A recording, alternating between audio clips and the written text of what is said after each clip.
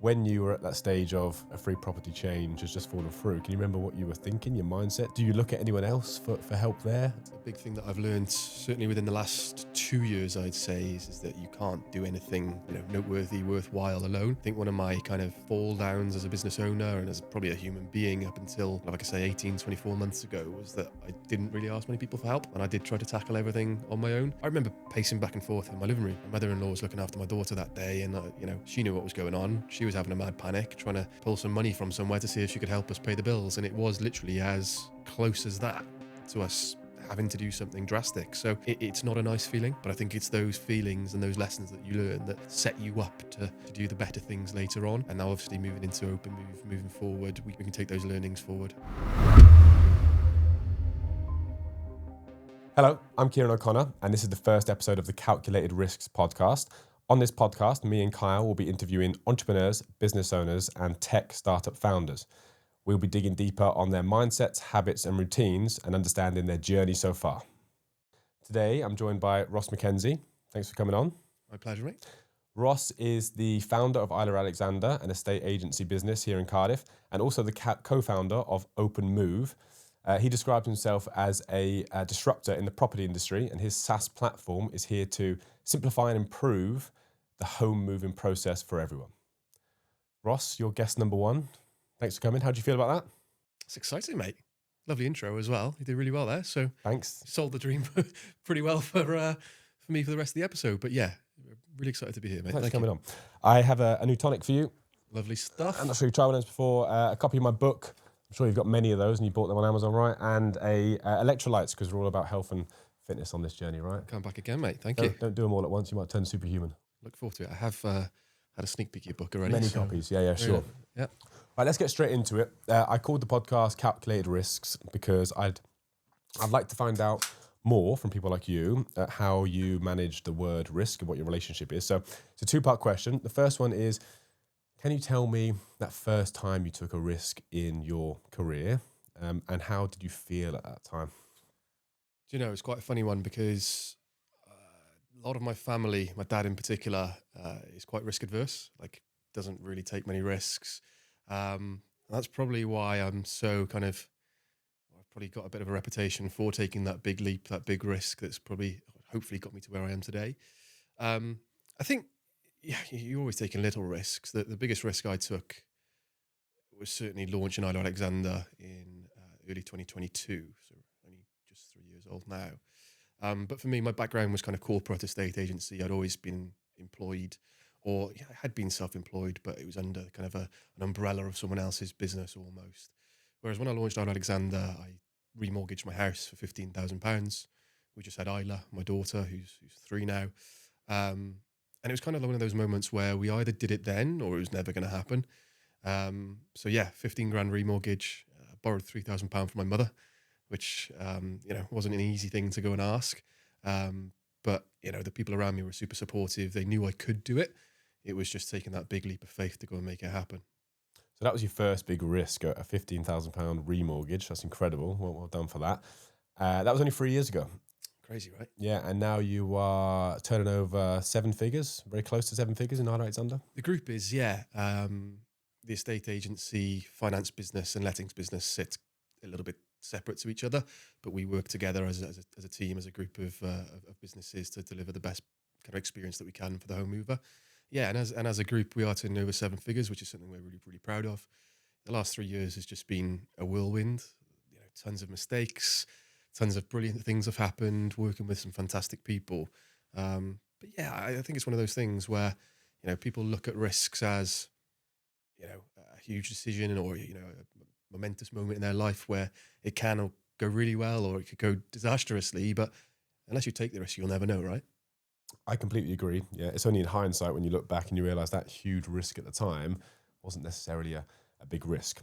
Okay, cool. So that was 3 years ago, and here we are now. What sort of relationship do you have with the word risk now, and how has that changed over just a small period of 3 years?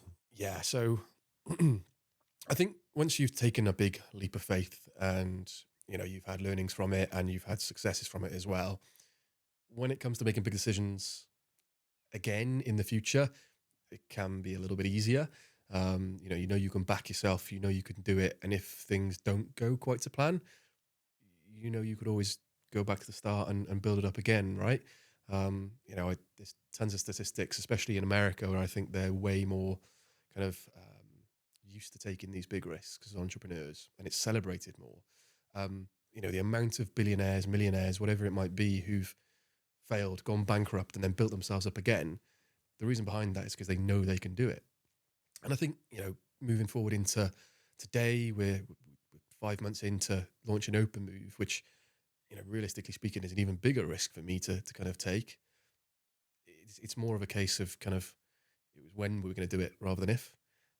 So we just had to kind of, take the stabilizers off and go full force. Yeah, and I really like the idea of Open Moove, disrupting the property industry, legacy tech, if you would. Not many people are up to date, and there's not many tech platforms which are doing what you're doing, simplifying the home moving process for everyone.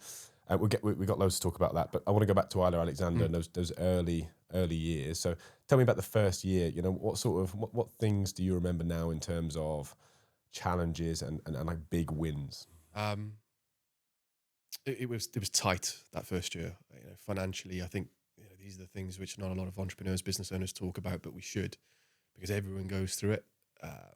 If you don't, you're very, very lucky, or you've leveraged debt, or you've got investors. For us, it was all organic. So first year looked like us paying ourselves the absolute minimum that we possibly could. There was many a times where we'd look at the bank account at the end of the month and think, Christ, how are we gonna do this? But the reality is that we worked so hard to get it off the ground. Very similar to obviously what's your journey with Place in terms of what you've done to get it to where it is today. You will do anything as long as it fits in with your morals and principles to make it work. I remember November 2022, so kind of 6, 7, 8 months into the journey. I had a chain of 3 properties that were all sold through us. It got to the last week before they were due to complete. One of the buyers lost their buyer. One of the sellers lost their buyer, sorry. And I think the deal was worth about £17,000 to the business as a whole. And it fell apart within a week. So a mad scramble, trying to pull pieces together, looking at different avenues to get the sale back to where it needs to be. And literally with 24 hours to spare, we pulled it all back together. And I look back at that as kind of a monumental moment for us, because genuinely, if that money hadn't come through, we wouldn't have been able to pay the bills. We wouldn't have been able to pay myself that month, and we would have had to do something pretty drastic. So I think the key message there is that year one for any business is always tough. No matter kind of how big you are or how big you're trying to be, there's going to be challenges.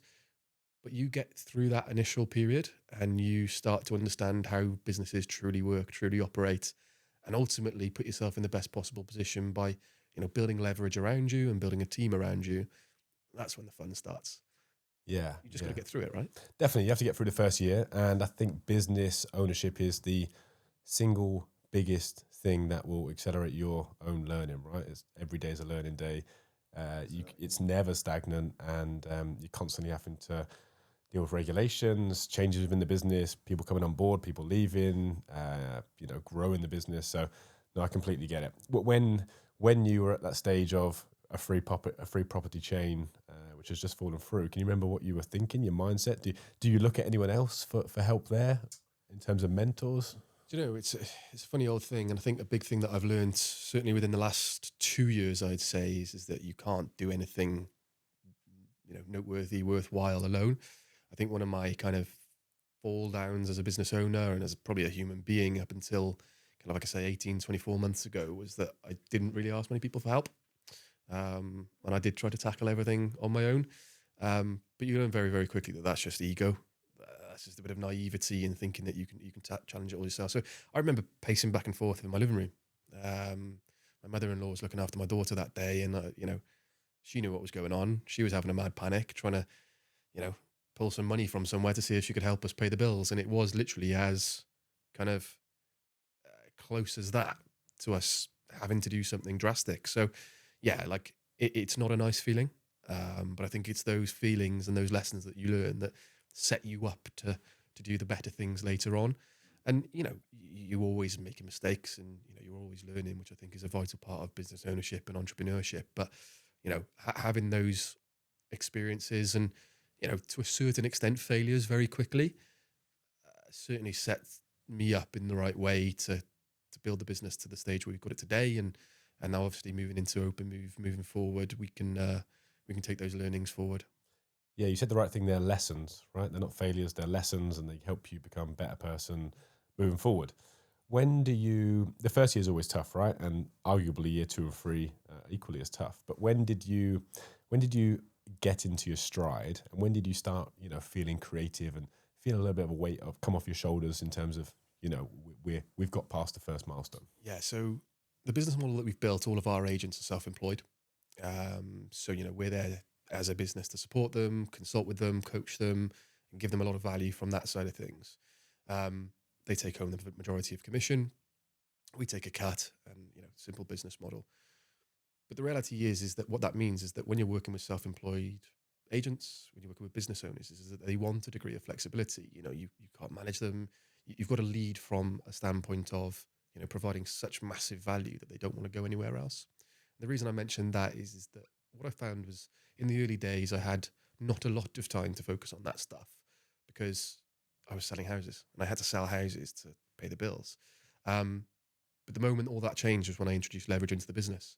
And I think leverage comes in many different forms, but people, technology, and systems. And in November 2023, we welcomed Meredith to the business, she was our operations manager. She's now our operations director. And the business started to change very, very quickly. You've met Meredith. She's an absolute powerhouse. And what it did was just free me up to focus on the 20% of stuff that mattered. I could kind of push the 80% of things which didn't matter too much. I wouldn't go that far, but things that could be passed along to Meredith were. And very, very quickly, it gives you that space to think properly. It gives you that kind of freedom to, enjoy it a little bit more as well. So yeah, I think that kind of 12-month period, 18-month period where we knew Meredith was coming on board, it really started to free me up to start scaling the business in the right way. Yeah, the first 12 months you're working in the business, right? Something I learned very early on. I think you helped me out with some guidance there. Whereas year 2 and year 3, and what you're very good at is working on the business and operation. Meredith coming in as operations, systems and processes allows you to do that, right? What about recruitment for Isla-Alexander? I say that obviously I'm in the recruitment industry. I know the challenges that the industry faces from a technology perspective, but from an estate agency perspective, I understand how the model works, right? They get paid a good amount of commission, flexibility. They're essentially running a small business within a business. But what challenges did you face do you face to hire into Isla-Alexander? It's tough, really tough. There's 2 sides to it, right? The first side is that a lot of people who do want to join us from, let's say, the high street estate agents, contacts that we've built up over the last kind of 15 years or whatever it's been since I've been doing this, are saying to us, yeah, well, I love the sound of this. It looks fantastic. Let's go for a coffee. But then the realization hits that they need 6 months, 9 months runway of cash to get through that first year. So, we've got a lot of people who want to join us, but perhaps can't today. So there's that kind of bottleneck there. The other side of it is that we built Isla-Alexander on a 15-grand remortgage and a little bit of cash from my mum to help us get through. And we're coming up against businesses who are backed by, American businesses, which are worth billions of pounds, quite literally, which are now transitioning across into the UK, some of which have got, 400, 500, 600 agents. So the competition's massive. There's some really cool and exciting things happening with Isla-Alexander at the moment, which, I'm excited to share, not today, but very, very soon.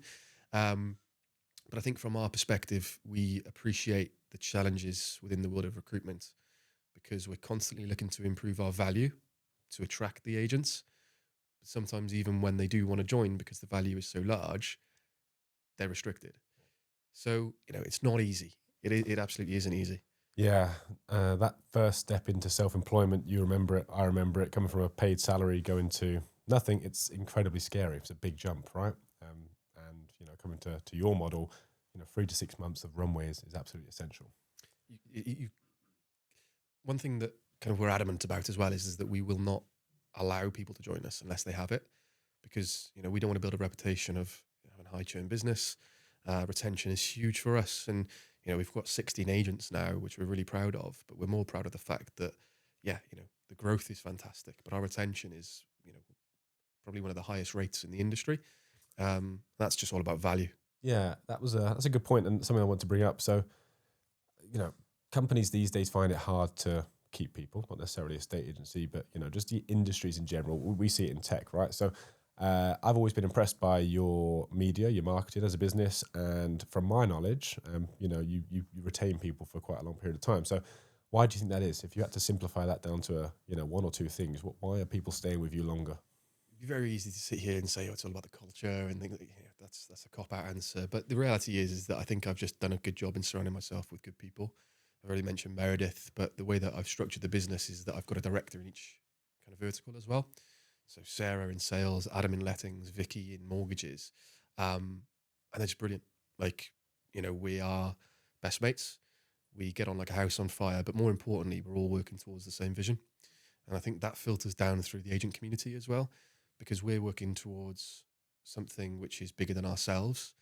It really makes a difference.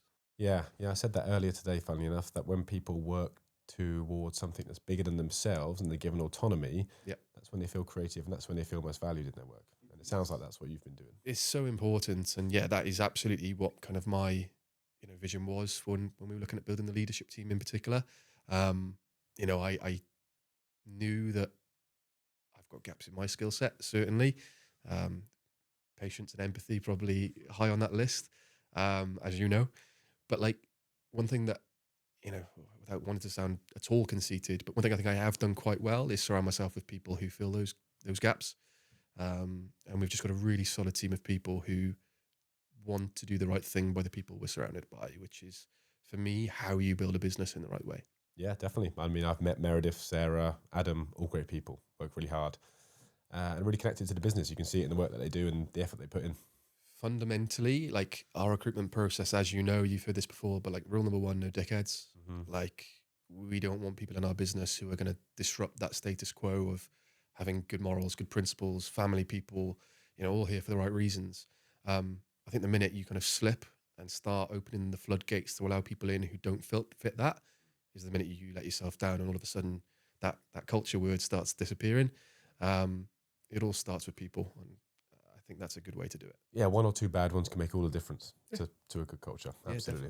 Yeah, okay, I'm really interested in Open Moove, as you can imagine. I know that's your baby at the minute, right? Your new startup. What I really want to understand, and I'm sure anyone watching this would want to understand too, is at what point did this idea come about? When are we talking in terms of timeframes? And then what was the idea to launch or idea to execution, and how long in between? So it is a good story, right? And I know you are involved, which I'll forever be grateful for, which we'll come on to in a second. But Open Moove has been an idea I've thought about for kind of 18, 24 months, maybe even a little bit longer. And I do look back and start thinking to myself, well, why didn't I start speaking about this to people sooner? But I do think everything happens for a reason. Everything I had going on with Isla-Alexander as well, building and scaling that business. I think that now is the right time for this. So I was doing a viewing in Swansea on a weekend randomly. And I bumped into a guy, I won't name names, but bumped into a guy I used to work with who owns a business. He's also got a tech business. Lovely guy. But I was sat there thinking, well, if you can do this, why can't I? And coincidentally, I just got stuck in traffic on the way home, rang my wife, and I was like, I'm just going to start speaking about my idea to people, because she was pretty much the only one I'd spoken to about it at length. And lo and behold, you were one of the first people I've spoken to about the idea of Open Moove. And you were like, yeah, go for it. Let's start speaking to people. Next thing I know, you'd introduced me to Cai Gwinnutt, who is my now business partner. So we took him for a bit of lunch, kind of wined and dined him, bought him a steak, and probably couldn't afford it, but it did the job, because we literally went from a viewing on a Saturday, speaking to you the week after, meeting Cai the week after that. The Friday after, he'd kind of said, let's grab a coffee. And next thing you know, we've got an app in the App Store, a platform with over 200 people on a waiting list ready to onboard. And, we're working and kind of in partnership with people like Trading Standards, Credas, obviously the massive compliance due diligence company in Wales. It's so exciting. But I think it comes back to that kind of risk thing. Maybe I was a little bit scared of speaking to people about an idea that is so big. But the reality is that the problem that we're trying to solve is, so monumental that people really understand what it is we're trying to achieve here. So, yeah, I think, the stars aligned. I had the right conversations with the right people at the right time. You introduced me to Cai, who is just a wizard. Like, the bloke's an absolute genius for anyone that is watching this who doesn't know him. Like, Shout out Cai Gwinnutt. Yeah, that's Great guy. too much of a big compliment, to be honest with you, but he'll like that. And here we are. Like, it's really exciting, mate. It's incredible, and what I like about you, and I believe that I act in the same way as, we strike while the iron's hot, as they say. Inspiration doesn't come around often, so when it does come, let's get things moving. And that conversation with me and you, I think it was on a Friday. The meeting was set up with Kaya for a Tuesday, and it's gone beyond wherever I thought it would be, in such a short space of time.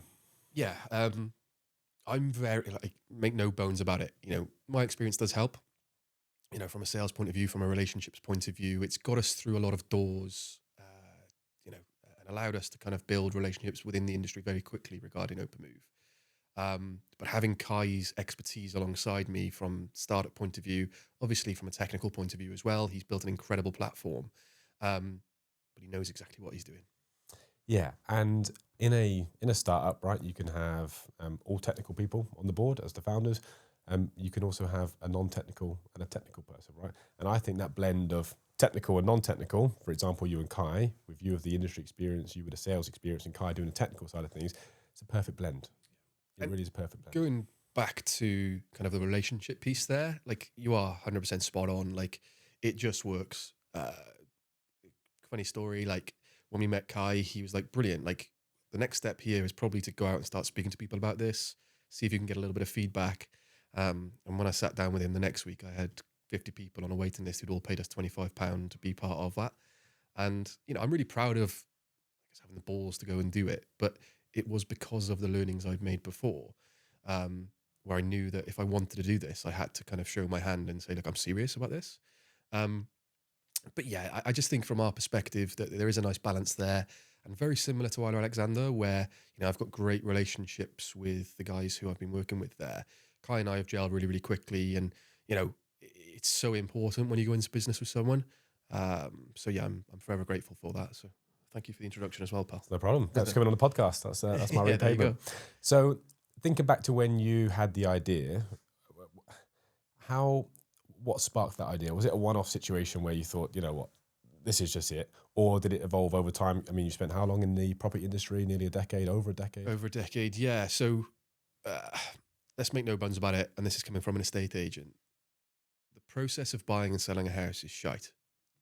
Excuse my French. But it's dreadful. Like, for so long, it's been the same way.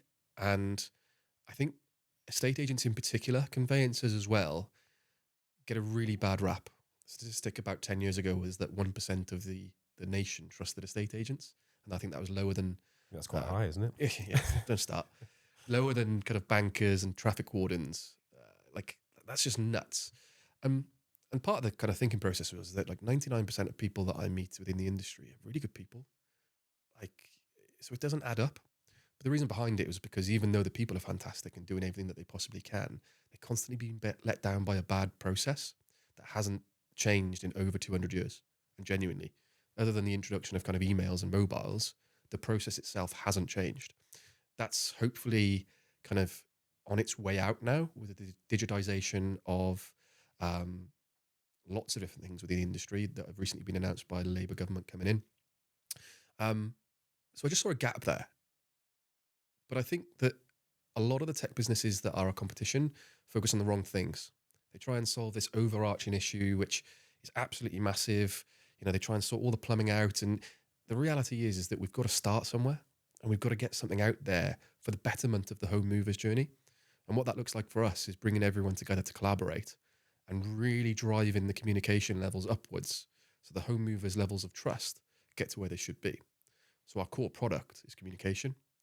Kai doesn't like me saying this because, well, it's a little bit like WhatsApp on steroids for home movers, with tons of really cool additions that have kind of been built on over the last 5 months as we've learned and got the feedback that we needed from the industry. So, yeah, look, we're in a place where we're now starting to onboard our kind of 200 service providers who are ready to rock and roll with us.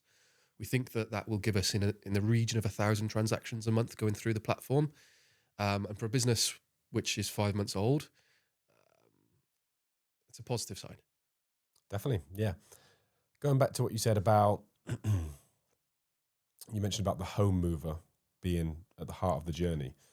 So this platform is designed for the home mover. What problem does it solve? Tell me, like I have no idea about Open Moove. So, context. When I started in the industry in 2012, 2013, we used to say to people who were buying houses from us when I was working on the high street that it would take 8 to 12 weeks for a sale to go through. Today, that sits at around 22 weeks. So with the development of technology, with all the advancements that we've made across the world in various different industries, the property industry has actually gone backwards by 10 weeks in terms of speed. Doesn't make any sense whatsoever. Now, COVID had a little bit to do with that. There was a huge backlog because of lack of staff and so on and so forth. But the reality is that we're working within frameworks, like I said, that haven't changed for 200 years. And it's only very, very recently that the government have actually started talking about the digitization of all of this stuff, which fits in quite nicely for us, actually. It's good timing. So the problem that we're solving is that, number one, there's a huge lack of trust within the property industry. I believe that's because estate agents, conveyancers, and mortgage brokers work in silos. They work independently, and you've got a homeowner who's speaking to all three separately. They don't really know what's going on, and they're probably being told different stories along the way by each of them. That's a simple fix for us. Let's just bring everyone together, plonk them all in a chat room, and get them communicating in a really cool way. Speed is obviously another consideration. I'm of a big belief that the sales process is actually a little bit backwards. And what I mean by that is that typically when you choose an estate agent, it's not until you actually go on to sell your property where you actually choose your conveyancer and often mortgage broker as well. Whereas what we're encouraging is that the conveyancer gets brought into the transaction from day one, from instruction. The mortgage broker does too. Everyone collaborates on behalf of the home mover who sits in the middle of the journey. And ultimately, what we do through the app is hold the service providers to account to make sure that that home mover is getting the best experience possible. We've also done little bits and pieces, which, yeah, that's an understatement. They're pretty big things in terms of front loading a lot of the experience. So traditionally, you would do compliance searches and something called material information upon sale as well. Whereas what we're doing is encouraging for the home mover to do that upon instruction. So all of the information that a conveyancer would need to get the property contract ready is done on day one. So trust, speed, and then finally, we've got a clever little bit of AI, which Kai's built, which is all centered around education. So we've got a timeline of events that is going to support the home mover to understand what's happening next. But we're also dropping in videos, educational articles, blogs to help the home mover understand not only what's going on in the background, but also kind of what needs to happen next. So you're communicating, you've been educated, and everything is ready at each step of the journey. And for us, that just makes sense. So it's a huge problem. There's a lot of people trying to solve it, but we believe it starts and ends with collaboration, communication, and education. Yeah, the platform sounds helpful to everyone involved, right? The conveyancers, the home mover, whoever's involved. It sounds like it's going to help the process. I know through all my experience that trying to get a legacy industry, we call it legacy industry, right? An industry that hasn't implemented the latest technologies yet, are sometimes put a barrier up to new technologies, right? So this is your first SaaS startup, which is an exciting thing to say. What's been the biggest blockers when you're speaking to these companies about why they wouldn't want to implement a SaaS AI platform, which only brings benefits, right? I think, I think the place to start is that there's been a lot of technology products before which have perhaps stung the property industry a little bit. specifically around legal tech.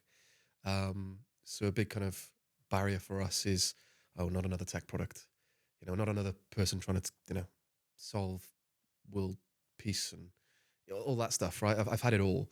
But I think the nice thing for us with Open Moove is that we don't need everyone on the platform. And you can tell from a mile away when someone jumps on a demo with us, whether they're the right type of person for us or not. And I think that's the exciting bit, because not only can we speed up the transaction, improve the trust involved and all those nice things, but I actually really think that we can drive the standards of the industry up as well. So for us, look, we're a B2B SaaS product today. We're really proud of the fact that we've got 51 firms, 200 users signed up, ready to be onboarded.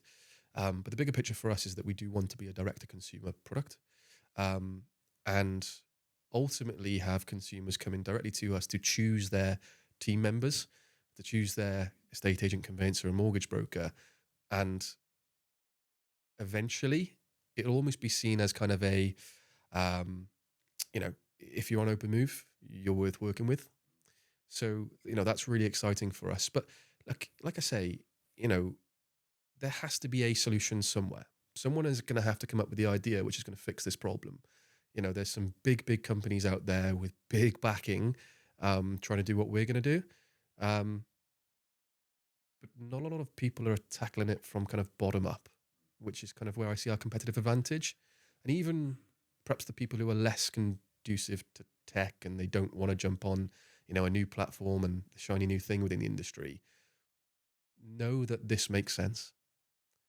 Because the reality is that if you're kind of downplaying communication and collaboration on behalf of the home mover, you're not going to be the right person for us. Like, we don't want to work with you. So yeah, I don't see it as a huge challenge, because we've got more than enough people already signed up, and then it's just going to become a snowball effect. But I really hope it has the opposite effect and actually pushes out some of the, I hate to say it, but dinosaurs out of the industry. Yeah, definitely. You mentioned twice there about you can identify people who are going to be right for the platform, which is a great place to be in as an early stage startup. So for anyone out there watching, who is the ideal customer profile for someone who should join Open Moove? When we first started speaking to the service providers, is what we'll call them, we specifically started talking to self-employed estate agents, very similar to kind of my model, of which there's probably 2,500 across the UK. Consultant conveyancers, again, so individuals who are self-employed and kind of go through similar challenges, and self-employed mortgage brokers. We thought that would be a really nice way to kind of get the model out there, and we can speak to some really sharp and smart people who are also business owners. But very, very quickly, we started to realize that actually there was no kind of, you couldn't put a blanket on our kind of initial pool of customers because they were so broad.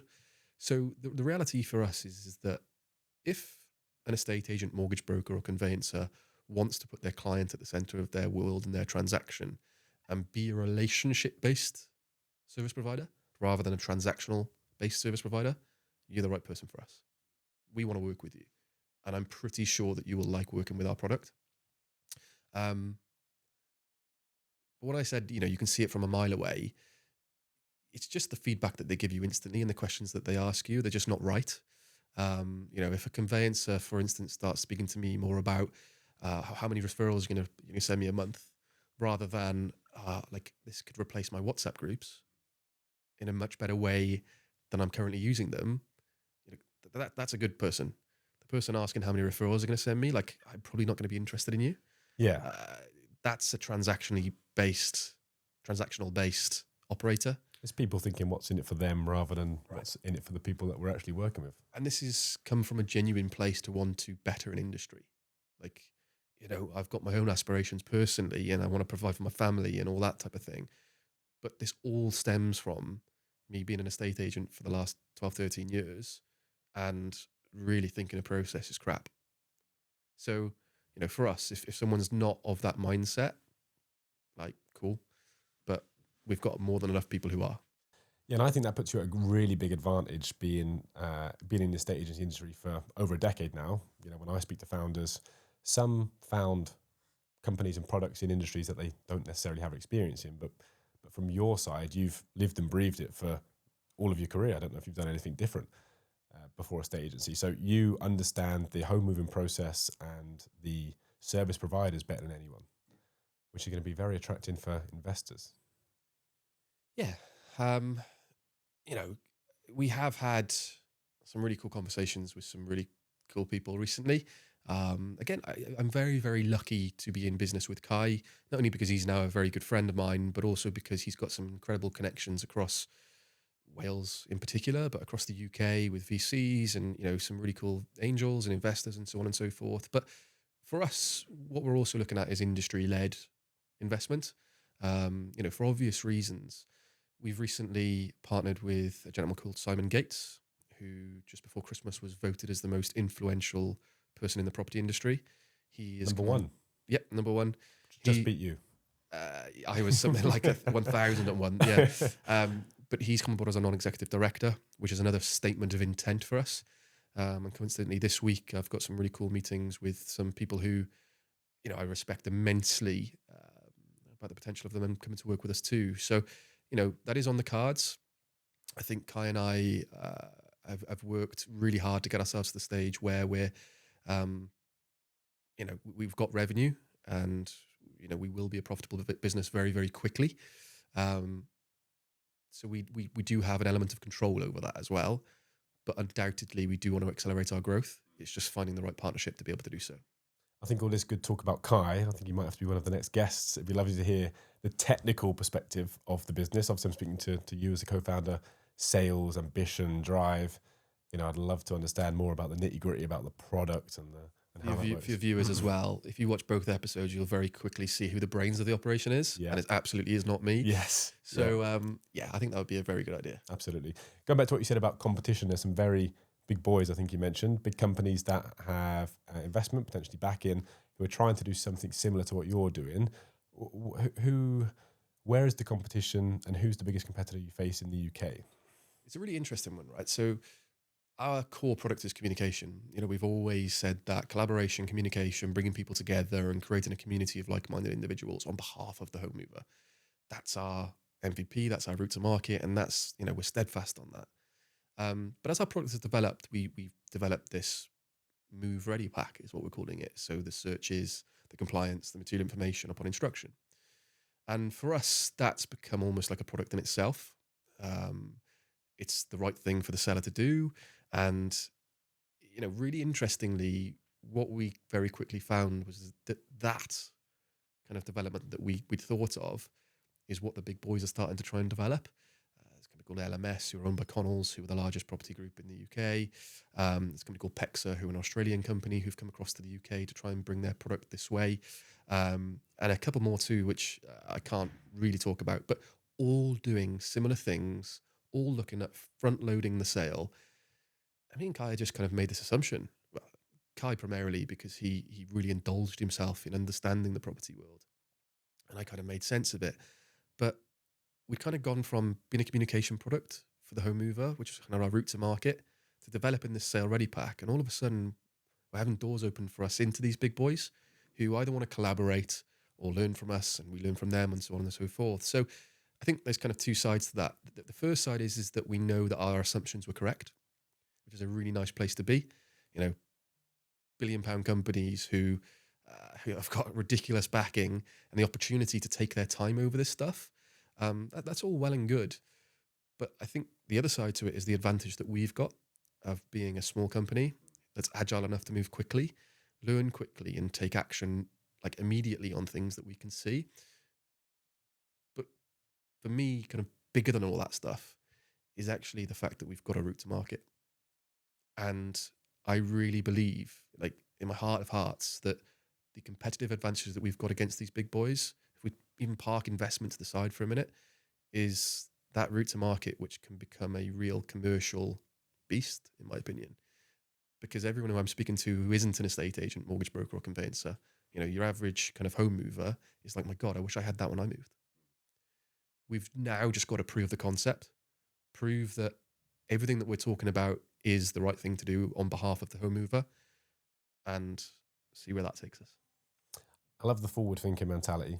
You know, you're always thinking about the next thing, you know, how to move it forward, and there's inevitably going to be hurdles, but you don't let them block you, right? Which is great.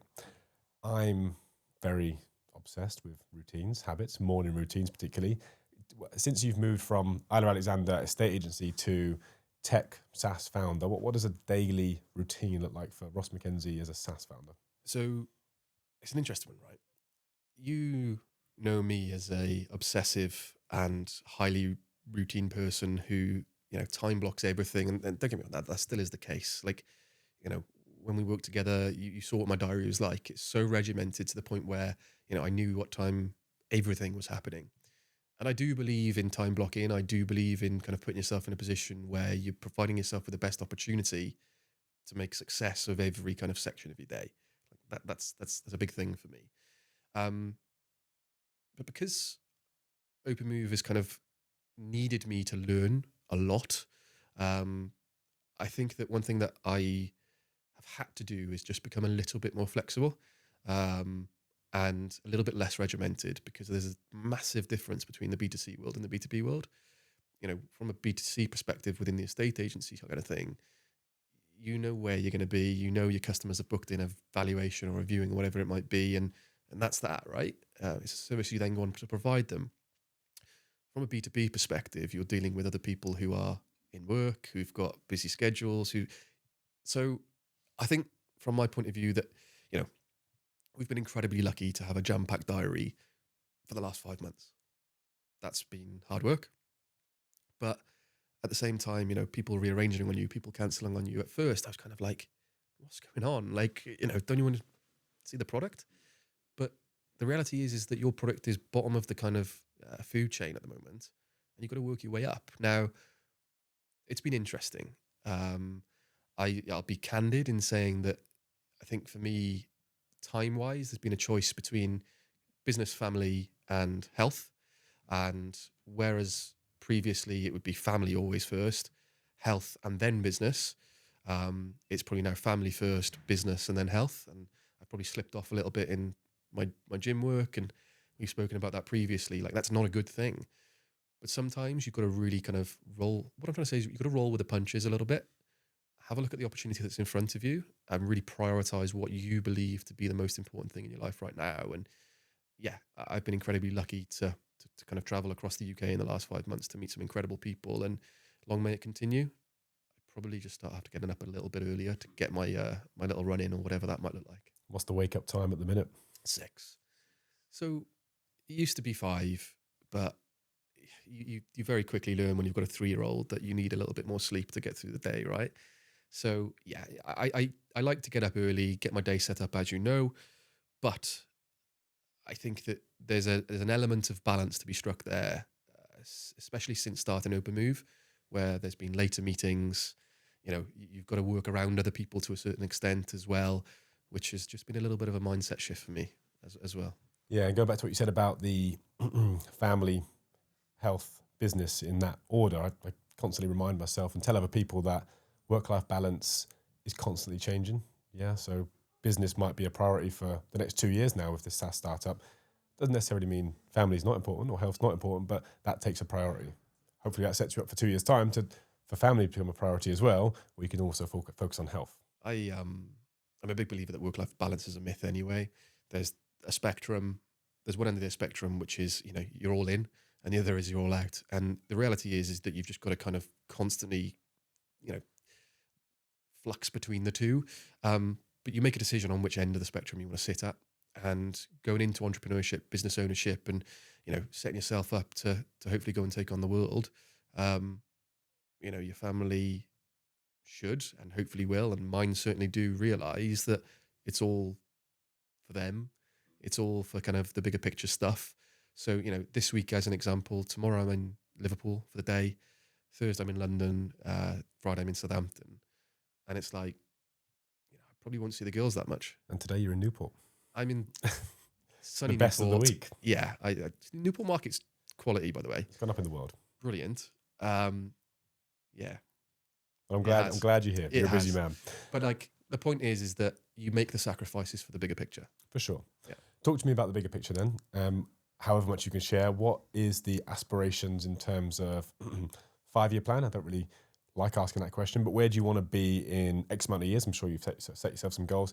And what's the long-term strategy? Are you looking at acquisition? Are you looking at mergers? Where are you?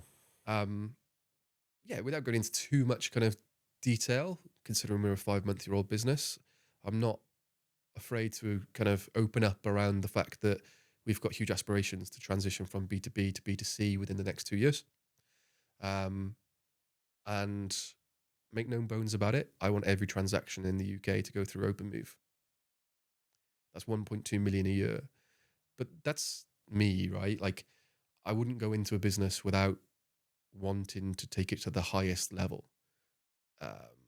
If it was me sat here today saying, yeah, we want to capture 1% of the market, we want 10,000 transactions going through the platform in the next 5 years, it just wouldn't sound right and it wouldn't be right. In my heart of hearts, I do believe that we can get to that stage within the next, well, certainly by the end of 2025. What's going to be the biggest, I say blocker, or what's going to be the biggest hurdle you have to come across to get every transaction to go for Open Moove? For us now, it's about proving the concept that this works. I know we're doing the right thing. We've taken the product to market. We've been speaking with the big boys who are investing a lot of money into the same assumptions that Cai and I have made. So we know we've got the product market fit. We know we've got the right clientele, and we know we've got the right backing behind us to make this happen. For us, I think the biggest thing is transitioning from a B2B company to a B2C company. And one thing that we're trying to do is surround ourselves with the right people from day one to allow us to do that in good time. That will, of course, be a big, big challenge. And for any business to do that is going to take investment and, a hell of a lot of hard work. I was involved in Purple Bricks, which was always a direct-to-consumer product through the estate agents. But I think what they did brilliantly was brand themselves and market themselves to an audience, which just got it straight away. So from our point of view, we definitely want to learn from the lessons that they went through, and certainly I went through when I was there as an agent and as a director. So yeah, the biggest challenge I think we have is that transition. But if we get that right, there's absolutely no reason why this can't snowball and really take off. And I think that the key thing for us is maintaining that kind of small, agile mentality of being able to adapt and change to what the market really needs and wants, which is super exciting for us. You mentioned brand and marketing there. I know that was big for you at Isla-Alexander. You mentioned Purple Bricks as well. Have you, I wouldn't say nailed, have you aligned yourself with new brand and marketing and go-to-market strategies to position yourself correctly at Open Moove? I'll be honest, we have, we have spent some time on that, and we're working with a fantastic lady on some of the bigger picture marketing pieces, which is exciting. That's to come, I guess. The most important thing for me, and I guess lessons learned of the past, is I think very often as a business owner, you could jump from one thing to the other and get distracted and kind of run a million miles an hour doing 10 things at like 10% capacity. When in reality, what we want to nail first is kind of, if you're building a brick wall, let's get that first brick perfect. And for us, that's surrounding yourself with the best possible people. So, from a kind of sales perspective, that's my bag. Cai is an incredible human being, but also, just a wizard when it comes to tech and his contacts. We've brought Simon Gates on board as a non-executive director, which has just opened up so many doors, and he's such an intelligent guy. And just watch this space for a couple of things that we've got in the pipeline in terms of making sure that we nail this people first mentality.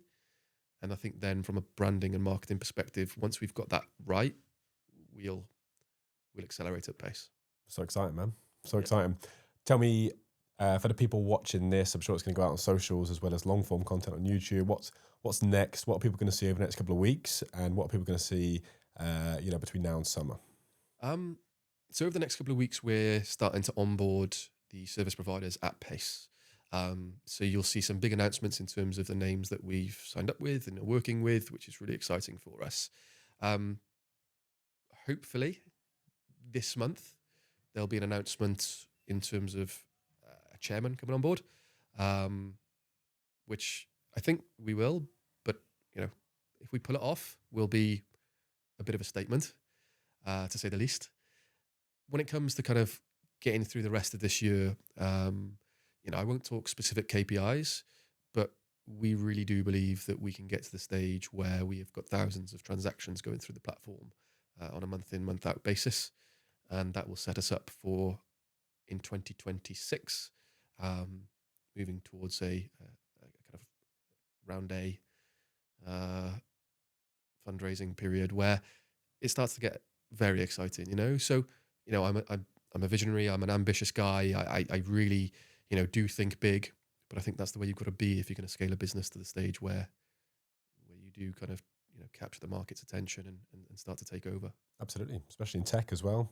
AI becoming more prominent. We're moving into a digital world more, as the days go by. So there couldn't be a better time to start and, move forward with Open Moove. It is exciting. It's just about maintaining the momentum, which we will. So that's professionally. We'll close up with personal goals. I know business is taking a lot of your work at the minute, but what's on the radar personally? The most important thing for me is that I never wanted to set up a business which didn't allow me to spend as much time as I wanted to with my girls. I stopped playing rugby, 12, 18 months ago, and there was a bit of a gap in terms of my life, my time. I've been doing that for so long, which is probably why Open Moove kind of came into the view. But whether it's sport, business, or any of the kind of things that I've done in the past, the most important thing for me is making sure that family comes first. So, from a personal perspective, the kind of ambition that I've got is to just get a little bit better at making that time work. Because that's why we do it in the first place, I believe. So yeah, my life, my aspirations, my goals are all centered around making Open Moove the biggest and best business that I can. But the reason why I'm doing that in the first place is because my personal life and my personal goals is all about the girls. So yeah, that's where I'm at with that, mate. It's about maximizing the time that I get to spend with them. Good. Sounds like you're in a good place, and I wish you all the best. Genuinely, if there's any way that I can support Open Moove, as it's ongoing, I absolutely will. And by the sounds of it, if you're not aware of Open Moove or you're not someone who's had a demo, I think now's the right time. This content will be going out next week. I'm sure you've still got some time in your diary. Yeah, I could squeeze a few demos in. Last few. And genuinely, I wish you all the best and want to support you more in this journey. So thanks for coming onto the podcast today. My pleasure. Thank you, mate. Thanks for watching our episode. That was an inspiring conversation with Ross McKenzie, the co-founder of Open Moove. I think it's safe to say, after all the nice comments, Cai Gwinnutt will be one of our next guests, the technical co-founder of Open Moove. It would be lovely to hear about the technical side of the business. If you haven't yet had a demo with Open Moove, I think now is the right time. This content will be going out over all socials over the next few weeks. And it's safe to say this is the beginning of a very large wave in the property industry. Their platform puts the home mover first and simplifies the home moving process for everyone involved. And it's something you need to be a part of. See you again next time.